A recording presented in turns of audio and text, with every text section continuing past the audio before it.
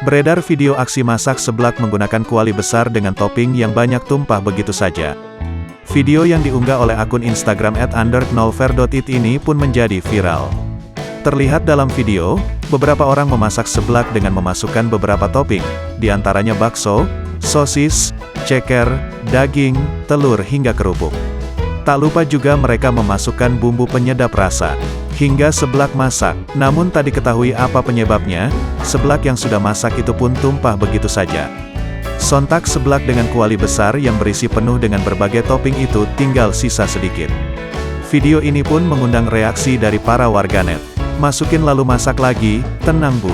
Cuma kita yang tahu," ujar salah satu warganet.